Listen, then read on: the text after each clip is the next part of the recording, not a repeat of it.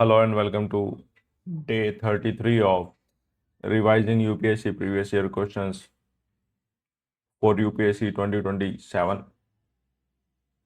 In this video, I will cover GS2 of 2021. So let's get started.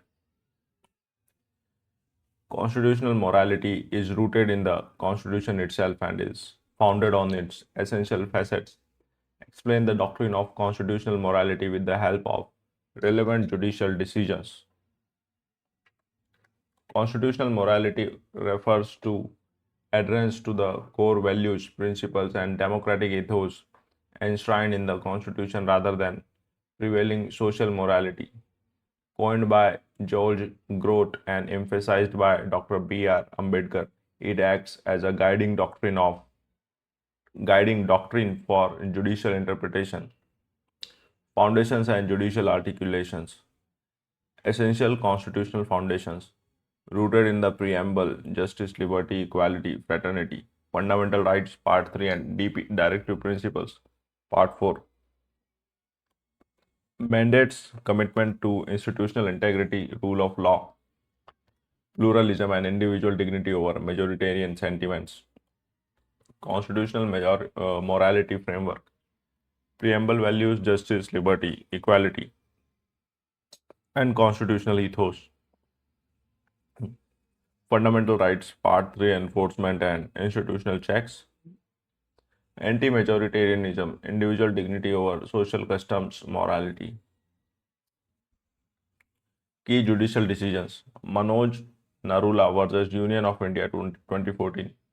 Supreme Court held that constitutional morality restrains constitutional functionaries from acting arbitrarily promoting governance integrity. Arbitrarily, arbitrarily promoting governance integrity. Government of NCT of Delhi versus Union of India 2018. Supreme Court emphasized that constitutional morality requires mutual respect and cooperation between constitutional authorities in a federal setup. Navtej Singh Johar versus Union of India 2018. Supreme Court struck down Section 377, holding that constitutional morality outweighs social morality to protect individual rights. Sabrimala Temple case 2018. Supreme Court ruled that religious freedoms, Article 25, must yield to constitutional morality, equality, Article 40, and human dignity. So, this is the figure you can see completely. You can go through this basis, sources, nature, focus, guiding principles, scope, purpose, example, accountability, constitutional morality, and social morality.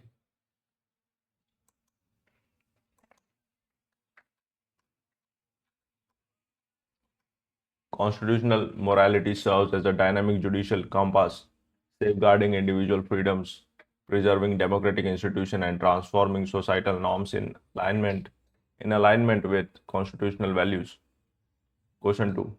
Discuss the desirability of greater representation to women in the higher judiciary to ensure diversity, equity, and inclusiveness.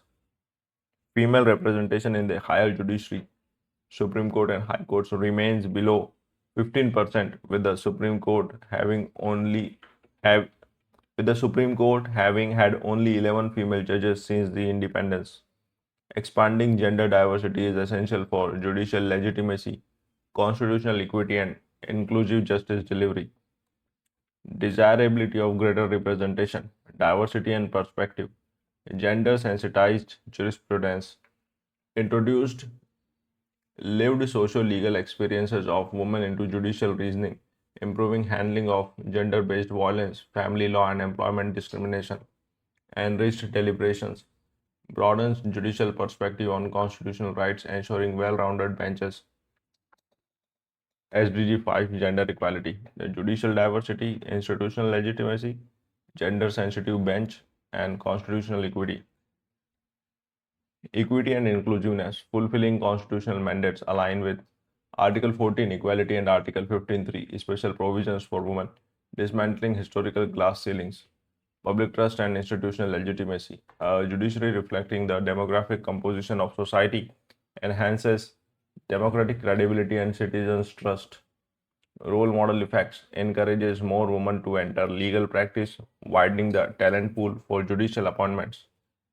Key structural bottlenecks: historic underrepresentation at the trial court bar, informal networking biases in collegium recommendations, and lack of supportive infrastructure. Example: childcare facilities. Promoting female judicial appointments requires transparent collegium criteria, targeted bar to bench, talent pipelines, and gender inclusive court infrastructure to realize substantive judicial equity. How have been the recommendations of the 14th Finance Commission of India enabled the states to improve their fiscal position? The 14th Finance Commission, chaired by Y.V. Reddy, marked a structural shift in Indian fiscal federalism by expanding state fiscal autonomy and restructuring center-state financial transfers. Structural enable Structural enablement of state fiscal position. Quantum jump in tax devolution. Vertical devolution surge increased the state's share in the net central tax pool from 32% to 42%, the highest ever single step increase in central tax transfers, enhancing unconditional autonomy, shifted focus from conditional tied grants towards predictable united tax transfers, empowering states to prioritize local development needs. 14 Finance Commission fiscal shift, vertical dissolution 32 to 42, united grant dominance. Formula based horizontal distribution introduced criteria balancing fiscal capacity and needs. Forest cover 7.5%, income distance 50%, population 1971 17.5%, demographic 10%, and area 15%. Restructuring grants in its local body grants allocated over 2.87 lakh crores directly to panchayats and urban local bodies ULBs under Article 275, bolstering grassroots financial stability. Fiscal deficit post devolution grants target provided targeted grants to states facing lingering revenue deficits post tax devolution. Parameter 13th Finance Commission and 14th. Vertical tax devolution 32%, here it is 42%. Grant nature, high tied centrally sponsored schemes, higher untied flexible transfers. The 14th Finance Commission strengthened cooperative fiscal federalism, giving states fiscal space to manage debt, fund capital expenditure, and execute localized socio-economic development strategies. Question 4. To what extent, in your view, the Parliament is able to ensure accountability of the executive in India? Article 75(3) of the Indian Constitution. The Council of Ministers is collectively responsible to the Lok Sabha. Parliament uses various procedural mechanisms to hold the executive accountable, though structural challenges affect its operational efficiency. Mechanisms and extent of success. Executive accountability tools, daily oversight. Question hour, 0 hour, and calling attention motions allow MPs to scrutinize executive decisions directly. Legislative and financial control. Detailed budget debates, cut motions, and scrutiny by financial committees. PSC, Estimates Committee, COPU, prevent financial misuse, specialized scrutiny. Departmentally related standing committees, DRSCs, examine legislative bills and departmental demands for grants in a bipartisan setting. Ultimate sanction. No confidence motion and censure motions can bring down a government lacking legislative support. Parliamentary accountability grid. plenary, floor scrutiny, committee oversight, and financial control. So these three are the main lags, and you can go through this. Structural deficit impairing scrutiny, declining in sitting days, decreasing annual parliamentary sittings limits debate time, bypassing scrutiny, frequent disruptions of question hour, weaponization of anti-defection law and schedule, restricting MP autonomy and bypassing DRSCs for key legislation, guillotine usage, passing large portions of the budget without detailed discussion. Strengthening accountability requires mandating minimum annual sitting days, example 100 days, making committee referrals compulsory for major bills and reforming the anti-defection law as recommended by the second ARC. Pressure groups play Pressure groups play a vital role in influencing public policy making in India. Explain how the business associations contribute to public policies. Pressure groups are organized associations that seek to influence government policies, legislation, and administrative decisions without contesting elections. In India's political economy, business associations serve as major institutional pressure groups, shaping economic policy formulation. Role of business associations in public policy. Key business associations.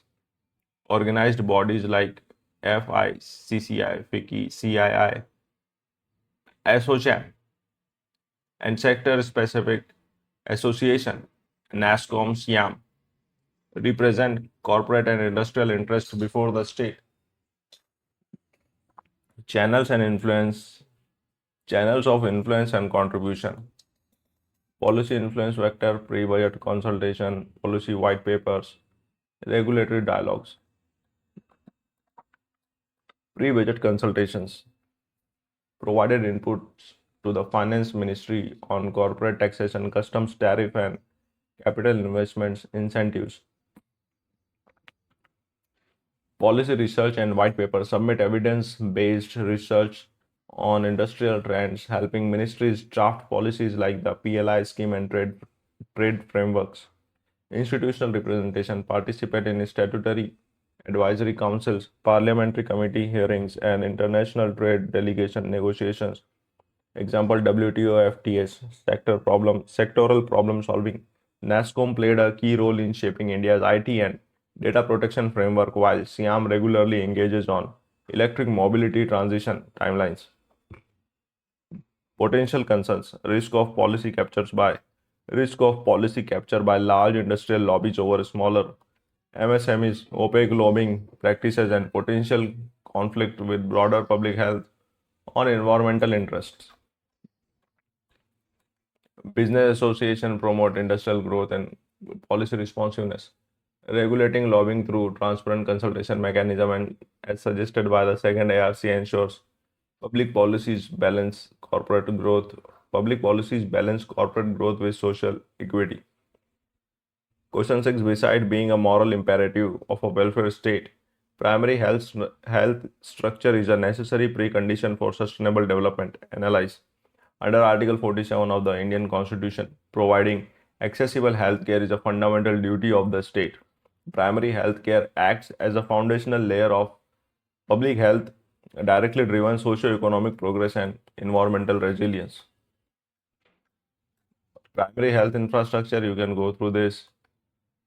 You need not to draw like this, but you can like make something like a flow chart or something like this. It is just for the the content. So poverty reduction, human capital growth, gender equity. So these are the points. You can go through this. Primary healthcare is a precondition for sustainable development. Moral imperative of a welfare state. Human rights and dignity ensures equal access to health security, Article 21, preventing catastrophic health expenditures that push millions into poverty annually, preventing focus. It delivers maternal care, child immunization, and nutrition counseling at the grassroots via Ayushman Arogya Mandirs. Primary health development cycle. Primary health access, healthy workforce, higher productivity, and SDG realizations. Engine for sustainable development. Human capital and productivity as DG 3 and 8. Healthy populations ensure lower abstentionism. Absenteeism. Okay. Healthy populations ensures lower absenteeism, higher labor productivity, and improved cognitive development in children. Economic resilience reduces secondary tertiary healthcare burdens on public funds, freeing resources for sustainable infrastructure. Demographic dividend optimization enhances life expectancy and workforce participation, converting population scale into economic growth. Epidemic and climate preparedness serves as the first line of defense for disease surveillance, early outbreak detection, and climate induced health crisis responses. Strengthening primary health care under the National Health Mission transforms healthcare from a welfare spend into a vital investment for sustainable inclusive development. Question 7. Earn while you learn scheme needs to be strengthened to make vocational education and skill training meaningful. The earn while you learn paradigm integrates academic education with practical workforce experience. In line with the National Education Policy 2020, strengthening EWYL bridges the gap between theoretical learning and industry relevant employability. Need to strengthen earn while you learn, enhancing meaningfulness of vocational training. Hands on skill acquisition combines classroom theory with real time industrial exposures, eliminating skill mismatches. Financial self reliance stipends earned during training reduce dropout rates among economically weaker students, incentivizing skill education completion. Dignity of labor normalizes manual work and technical vocations, countering societal biases toward purely academic degrees. EWYL value addition model, skill relevance, financial support, industry integration. Structural steps required for strengthening industry academia partnerships, apprenticeship integration in MSMEs and service sectors under the National Apprenticeship Promotion Scheme, flexible credit framework, aligning vocational hours with the National Credit Framework to allow seamless vertical mobility in higher education, standardized, standardized stipend structures, ensuring fair regulated compensation for student trainees to prevent labor exploitation. Strengthening EWYL aligns vocational education with market demand, realizing India's demographic dividend through a job ready, financially empowered youth workforce. Question 8. Can the vicious cycle of gender inequality, poverty, and malnutrition be broken through microfinancing of women as SHGs? Explain with examples. Gender inequality, poverty, and malnutrition form an interconnected socio-economic trap. Microfinancing women self-help groups under the DAY NRLM framework acts as a powerful catalyst to break this cycle by enhancing female agency and household well-being.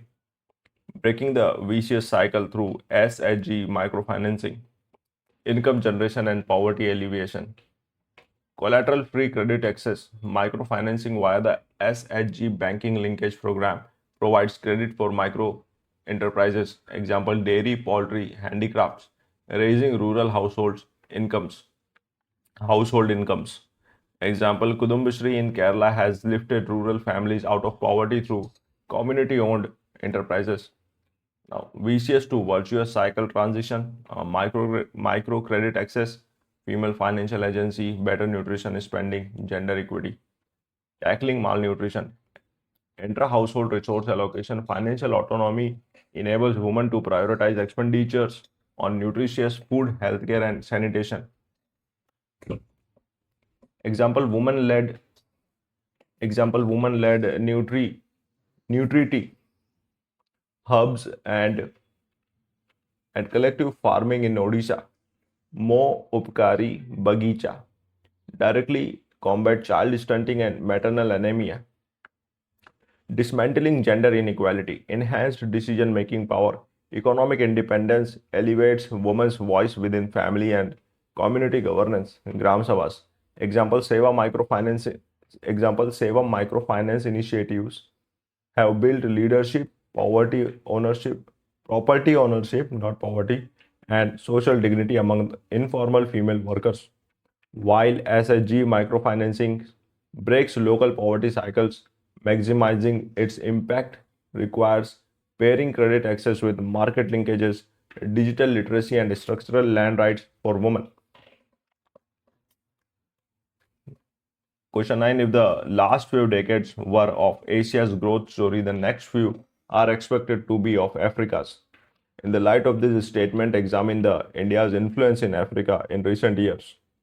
Africa is emerging as the world's next economic growth frontier, powered by a young demographic, vast mineral reserves, and the African continental free trade area. India's consultative development driven partnership positions it as a key partner in Africa's ascent.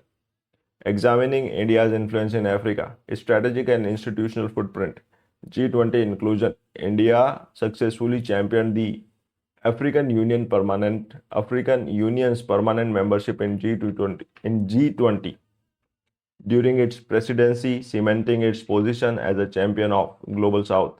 Development cooperation and LOCs provided over $12 billion in concessional lines of credit for infrastructure, agriculture, and power projects across 40 plus African nations. Pillars of India's Africa strategy: global South voice, digital and health, capacity building. You can see this. The key cooperation hubs: Kenya trade, Mozambique energy, Mauritius maritime security. This. Okay, you can go through this. I'll show you. This is the full diagram. Human capital and digital partnership, capacity building, trained over 1 lakh African professionals under the ITEC program, tele-education and telemedicine reached thousands of African students and medical practitioners via the e-Vidya Bharati and e-Arogya Bharati platform. Security and energy integration, maritime cooperation, joint naval exercises, and maritime security initiatives under India's Sagar vision across the West Indian Ocean. Trade and clean energy, expanded bilateral trade, $100 billion, and clean energy cooperation under the International Solar Alliance. India's non-extractive capacity building approach offers a respectful alternative to resource-centric models, fostering mutual prosperity along the Indo-African axis. The USA is facing an existential threat in the form of a China that is much more challenging than the erstwhile Soviet Union. Explain. The ongoing US-China strategic rivalry represents a complex great power competition. Unlike the Cold War dynamics with the Soviet Union, China's economic integration, technological prowess, and global institutional reach presents an unprecedented challenge to US hegemony. Why China is a more challenging rival than the Soviet Union? Deep economic integration. Interdependent economies. While the USSR was economically isolated, China is the world's second largest economy and a primary trading partner to over 120 nations, including the US itself. The global supply chain dominance. China controls critical global supply chains in green technology, rare earth elements, active pharmaceuticals ingredients, and manufacturing. Technological and comprehensive rivalry. Dual use of technological capabilities. China leads in critical future technologies like 5G, 6G, artificial intelligence, quantum computing, and green energy, threatening US technological dominance. Geo-economic outreach, the Belt and Road Initiative and the initiative like Asian Infrastructure Investment Banks, AIIB provide structural global footprint that the USSR lacked. Military modernization and multi-domain challenge. Rapid expansion of the PLA Navy in the Indo-Pacific coupled with the gray zone tactics in the South China Sea and hypersonic missile capabilities. China presents a comprehensive multi-domain challenge to the US-led order. Navigating this shift requires balancing strategic deterrence via coalitions like Quad with selective economic engagement. Question 11. The jurisdiction of the Central Bureau of Investigation regarding lodging an FIR and conducting probe within a particular state is being questioned by various states. However, the power of the states to withhold consent to the CBI is not absolute. Explain with special reference to the federal character of India. The Central Bureau of Investigation derives its investigative authority from Section 6 of the Delhi Special Police Establishment DSPE Act 1946. Under Entry 2, List 2 State List of the 7 scheduled, police and public order are exclusive state subjects. Consequently, several opposition ruled states have withdrawn general consent to the CBI, questioning its federal intrusion. Federal friction. State powers versus state powers and general consent. Statutory requirement. Section 6 of the DSPE Act mandates explicit state consent before the CBI can exercise police power inside a state's territorial jurisdiction. Withdrawal of consent. States argue that unbridled CBI intervention without states' approval violates federal autonomy and enables political misuse by the union government. Impact of revocation. Without general consent, the CBI cannot register fresh FIRs or conduct independent probes against state central officials within state borders without case-specific clearance. CBI jurisdiction architecture. DSP Act Section 6 State Consent Non-Absolute Limits. Article 32, 226, Judicial Order Entry 2 and all this. Why state power to withhold consent is not absolute. Judicial primacy. Supreme Court and High Court directives. In the state of West Bengal versus CPDR 2010, the Supreme Court ruled that constitutional courts under Article 32 and 226 can order a CBI investigation without state consent. Fundamental rights, protection overrides statutory consent limits, prospective limitation. In CBI versus State of Rajasthan 2017, the Supreme Court clarified that revoking consent operates prospectively. Pre-existing registered FIRs remain valid for investigation. Central jurisdiction and high courts. The union can direct investigations regarding central government employees under central acts, and high courts retain supervisory powers with their territorial jurisdiction. Balancing state police autonomy with national anti-corruption mandates requires granting statutory autonomy to the CBI. Second ARC Vinit Narang directives while fostering cooperative federalism.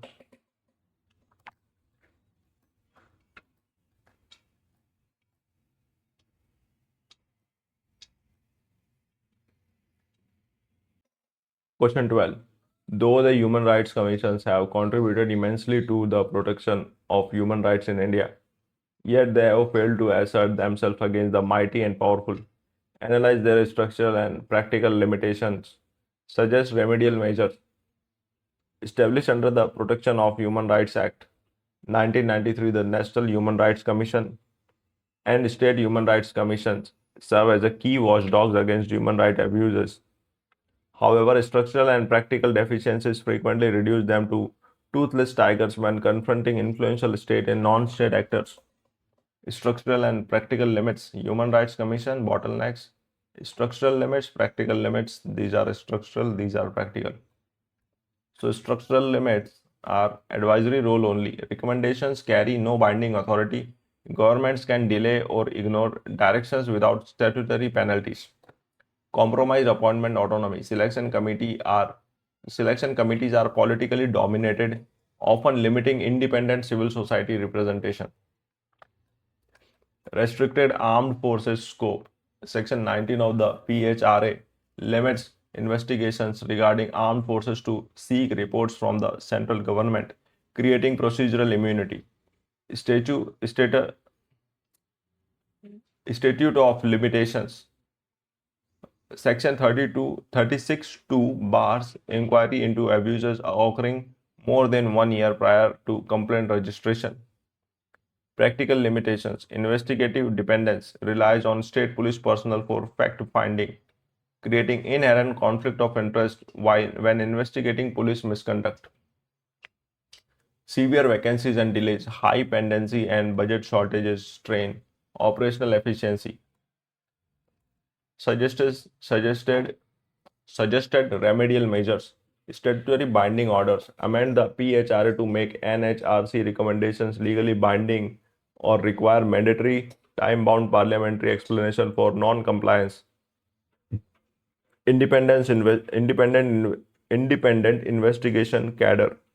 Establish an autonomous, dedicated investigative wing independent of police deputation.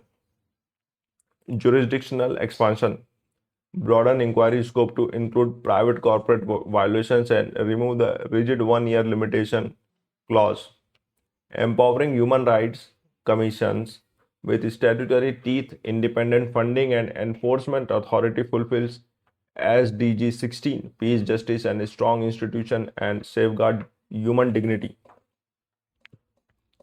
Question 13. Analyze the distinguishing features of the notions of right to equality in the constitutions of the USA and India. Again, they are asking USA and India in 21.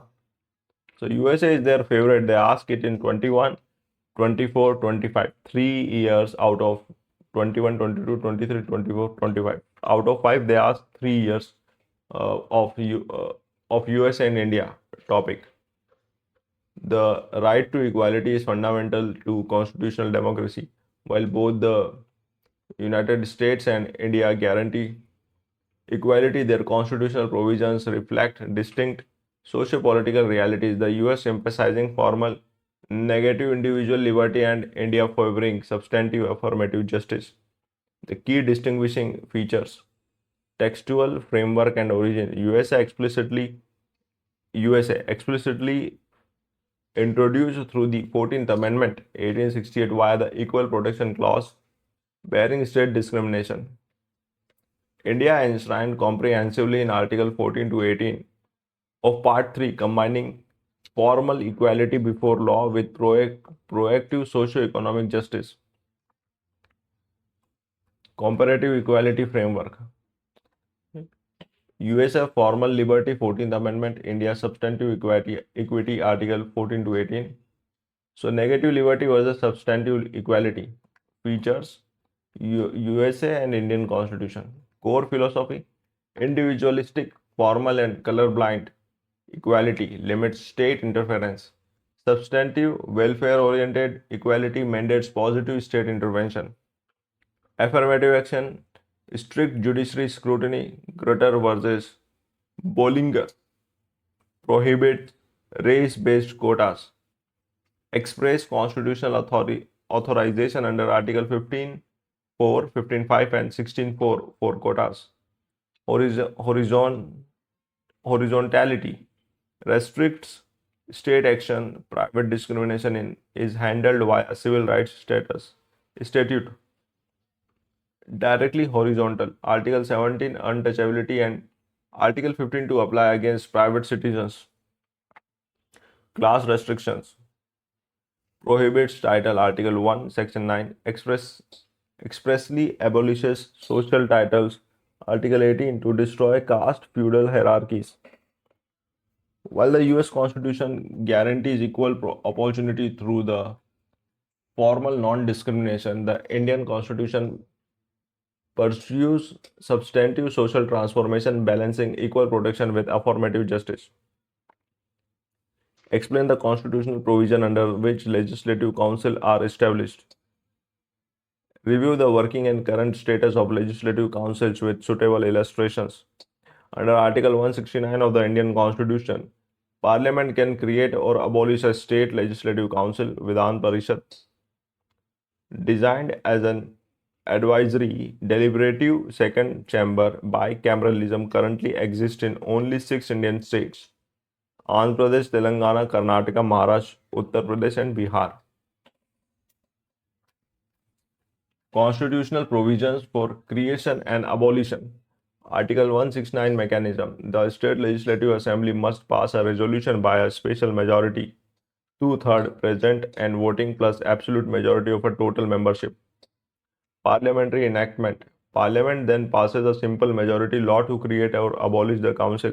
This is not deemed a constitutional amendment under Article 368. Composition. Article 171. Total strength must not exceed one-third of the Legislative Assembly and must not be fewer than 40 members elected via indirect functional electorates and nominated experts. Article 169 Legislative Process, Assembly Resolution, Special Majority, Parliamentary Law, Simple Majority, Create or Abolish. Review of Working and Current Status. Strength and deliberative role. Reflective delay prevents hasty populist legislation passed by the Assembly, example Maharashtra and Karnataka councils, scrutinizing local bills. Expert inclusion allows statesmen, academics, and professional entry without electoral competition via gubernatorial nomination. Weaknesses and criticism. Subordinate powers. Lacks equal financial and legislative powers. The Assembly can override council objections on ordinary bills after a 4-month delay. Political rehabilitation. Frequently criticized as an expensive redundant chamber used to rehabilitate defeated politicians. Opportunistic creation or abolition.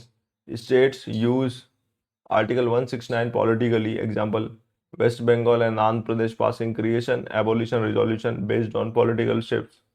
To prevent opportunistic political usage of Article 169, national policy on second chambers, as recommended by the Law Commission, should establish clear criteria for bicameral setups.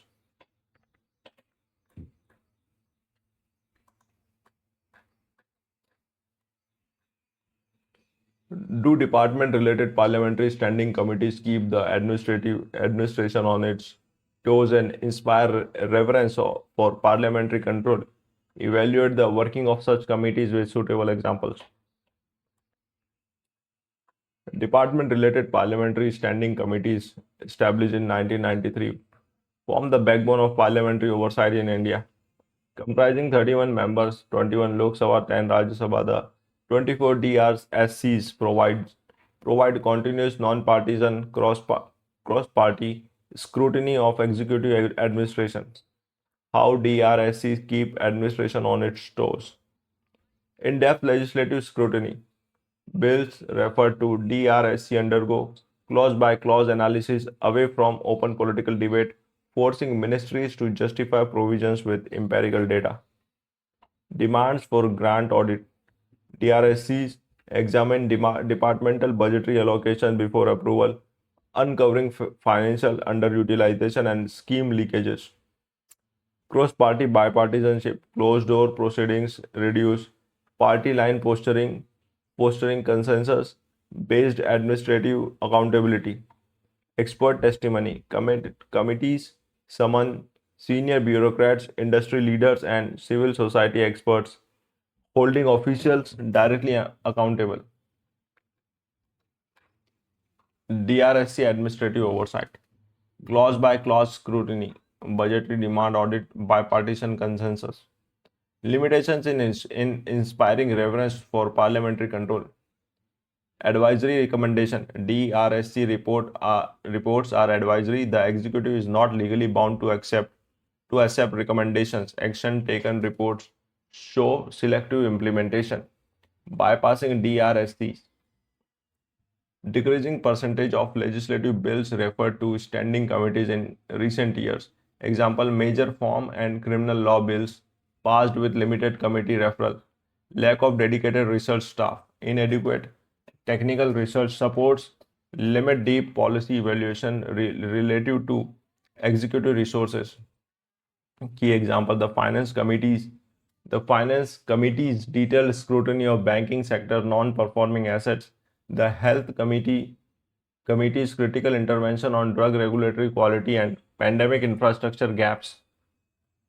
Strengthening parliamentary oversight requires mandating compulsory DRSC referral for major bills and making executive rejection of committee recommendations subject to explicit parliamentary explanation.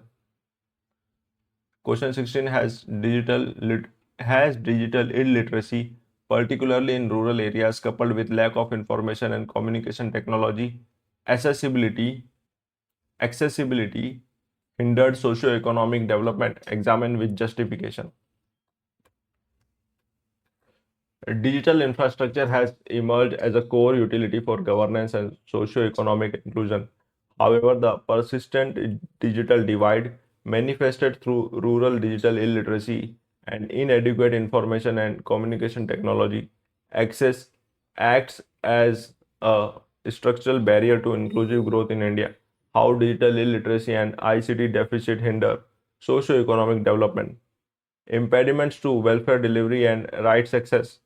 Welfare exclusion, reliance on online portal for schemes, PDS authentication, PM Kisan e-Shram leads to the exclusion of digitally illiterate citizens due to connectivity failures or biometric glitches. Banking and financial friction. Despite the expansion of Jan Dhan accounts, low digital literacy forces rural population to rely on informal intermediaries, increasing vulnerabilities to cyber fraud and financial exploitation. Digital exclusion vicious cycle. ICT accessibility gap, digital illiteracy, socio-economic marginalization. Agricultural and economic stagnation. Information asymmetry. Farmers lacking digital literacy miss real-time market price discovery on ENAM, weather forecast, and agri-tech tools, perpetuating distressed sales. Education and health deficit. Rural-urban gaps in online education during disruption and limited adoption of telemedicine, e-Sanjeevani widen regional development disparities. Gender digital divide. According to NFHS data, significantly fewer rural women own smartphones or use the internet compared to men, reinforcing patriarchy and restricting economic agency. Measures to bridge the gap: accelerating BharatNet fiber connectivity, expanding PMG Disha, and providing offline compatibility alternative service delivery channels, overcoming digital illiteracy and enhancing rural ICT infrastructure ensures that technology acts as a democratizing force, advancing the vision of Digital India and Sustainable Development (SDG 10). Though women in post-independent India have excelled in various fields, the social attitude towards women and feminist movement has been patriarchal. Apart from women education and women empowerment schemes, what interventions can help change this milieu? Post-independence, India has seen women access. Post-independence, India has seen women excel across politics, sports, science, and corporate leadership. However, deeply entrenched patriarchal attitudes continue to perpetuate gender-based violence, unpaid care burdens, and low female labor force participation. Addressing this requires intervention beyond standard education and welfare schemes. Social and structural limitations of existing approaches. While welfare schemes Beti Bachao, Beti Padhao, and literacy drives boost capabilities, they often fail to alter household power dynamics or challenge cultural biases like son preference and restriction of female mobility. multidimensional interventions, behavioral nudges, institutional reform, economic property rights, necessary intervention to shift the patriarchal milieu, behavioral and cultural nudges, gender sensitized education for boys, incorporating empathy, consent, and shared domestic responsibility modules into early school curricula to re socialize young males, engaging men and religious leaders, campaigning against toxic masculinity by involving male influencers, fathers, and community leaders to redefine gender roles. He for she model. Four quadrants. Okay, wait, I will make it fit to the page. Okay, so this is the diagram. You can go through it.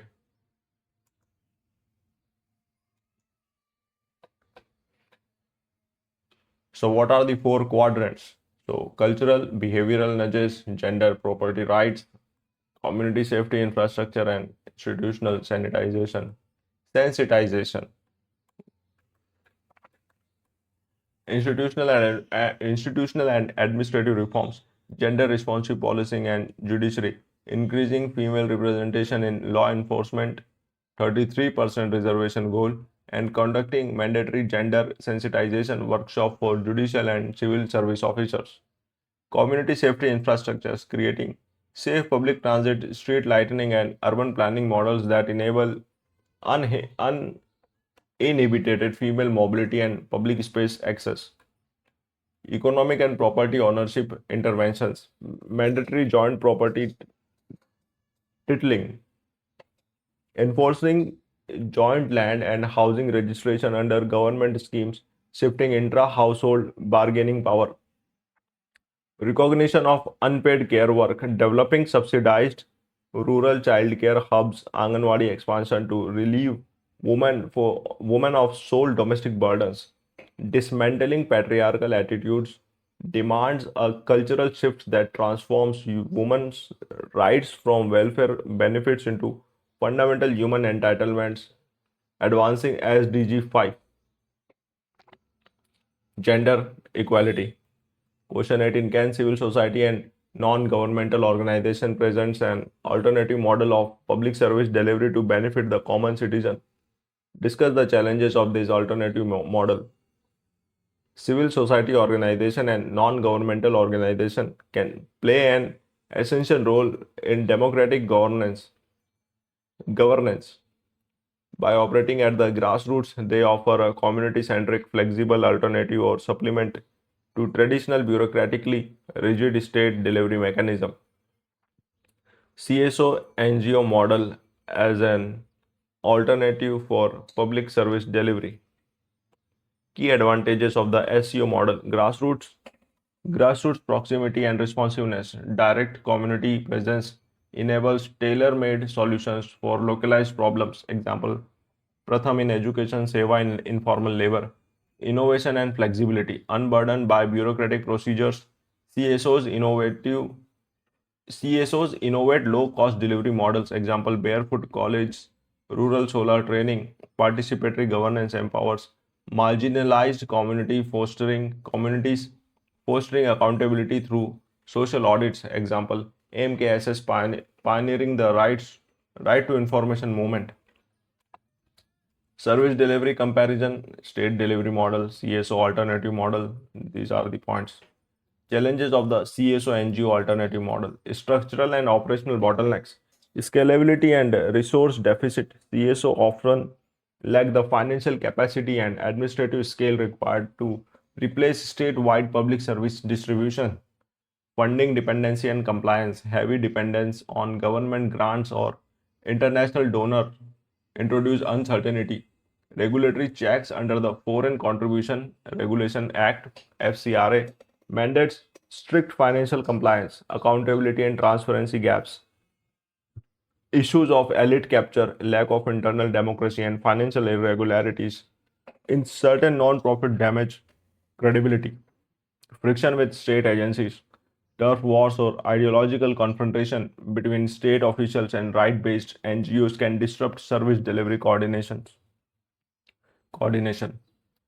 CSOs should not replace the state but rather complement it, fostering structured state NGO synergy as recommended by the second ARC, combines state scale with civil society responsiveness to maximize public benefit.